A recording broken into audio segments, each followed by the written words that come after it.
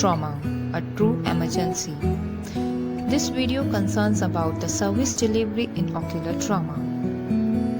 Objectives includes importance of ruling out globe rupture before manipulating the eye, focus history, past history, and focus examination for ocular trauma. Why do we care? Eye trauma is a common problem and seen almost every day.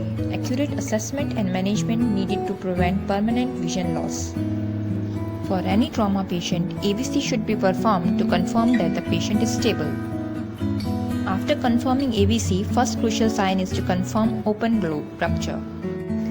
First step in focus history is to know the mechanism of injury, because different type of injury requires different management, such as fall down from tree, wooden stick injury, firecracker injury, cattle horn injury, welding flash injury.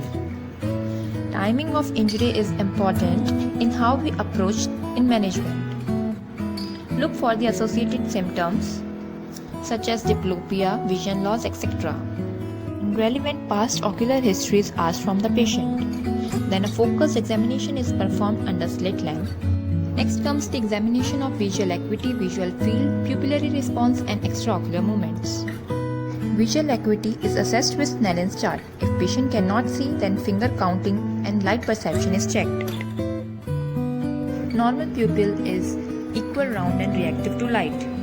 When we shine light in affected eye, neither of them constricts. That shows eye is not sensing light, so retina and optic nerve might be affected.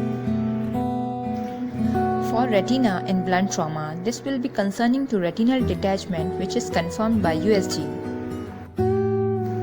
Optic nerve, if injured in blunt trauma, is most serious and concerning with retrobulbar hematoma. There is buildup of blood in the orbit behind the eye, forces the eyeball outward, stretches the optic nerve, causing afferent pupillary defect, and is urgently managed in OT. If pupils are not equal and we found ipsilateral pupil dilatation, indicates severe blood head trauma in subdural hematoma, causing uncal herniation and builds pressure on the third cranial nerve, inhibits parasympathetic outflow, and ciliary muscles does not constrict. If pupil is not round, this is called teardrop pupil, when flying piece of debris penetrate through the cornea and causes little tear in the iris. This is concerning with the open globe injury. In blunt facial trauma concerning orbital blowout fracture, extraocular muscle examination is done in all directions. There is fracture usually in the floor of the orbit and causes rectus muscles to get stuck in those fractured fragments and pins the eye in place and restrict eye movements, which can be confirmed by CT scan.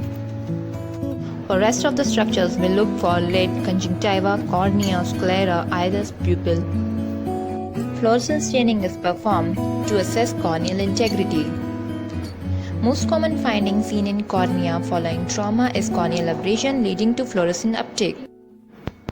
If we look for conjunctiva, we might see subconjunctival hemorrhage, basically is a bruise or fresh blood vessel bleed, and it goes on its own. In interior chamber, we can find hyphema, which can be due to blunt trauma or penetrating trauma. For mild hyphema, IOP lowering agents are started, and for severe hyphema, anterior chamber wash is provided in OT. Simple lid lacerations are easily repaired, but if subcutaneous fat is coming out, it is concerning finding which shows there is some penetrating injury to the orbit, so we need to further investigate like CT to know for other serious orbital injury. Lid lacerations involving medial canthus are managed by stenting of the lacrimal duct by the oculoplastic surgeon.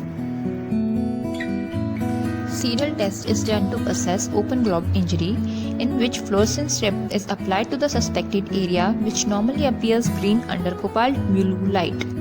When break is present, the eye turns clear due to the leakage of aqueous.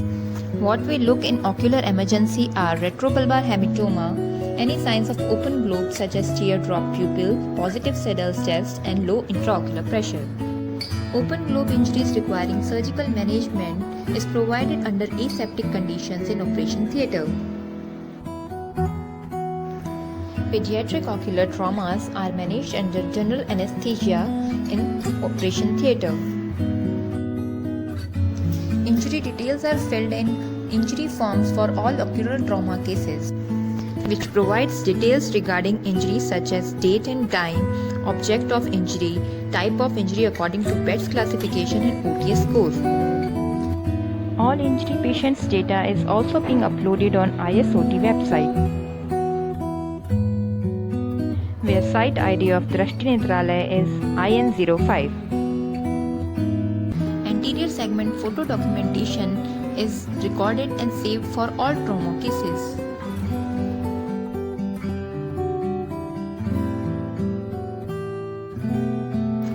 Same for the posterior segment photo documentation is recorded.